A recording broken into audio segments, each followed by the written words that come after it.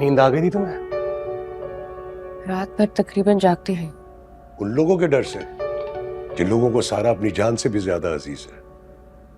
तुम्हें क्यों नहीं समझ आता कि जब मैं उनके बारे में सोचती हूँ मुझे ये सोच के नौजिया होता है कि मैं इतने साल टारगेट किलर्स के साथ रह रही थी। ये बात कहीं साबित हुई है कि वो दोनों टारगेट किलर्स हैं? सारा को खामखा का शक हो गया कि उन दोनों का ताल्लुक उसके बाप की डेथ से है।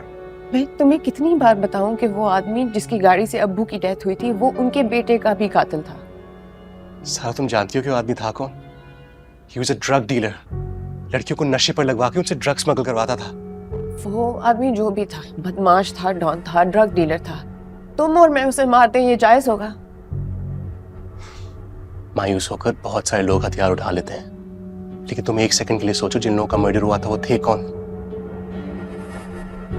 कमाल एक कब्जा ग्रुप चला रहा था, बेशुमार लोगों के करोड़ों रुपए खाकर बैठा हुआ था वो।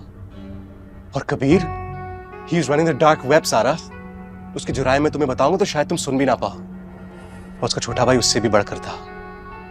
ह्यूमन ट्रैफिकिंग, जाली मेडिसिन और ह्यूमन पार्ट्स बेचा करता था वो। सिर्फ मेरे अब्बू की बात करो, वो मासूम थे। उन्होंने कभी किसी के साथ गलत नहीं किया था, तो व्हाई हिम? इन दोनों की वजह से।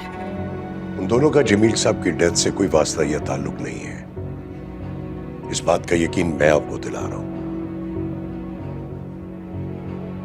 सिवाय एक्सीडेंट के और कुछ भी नहीं है।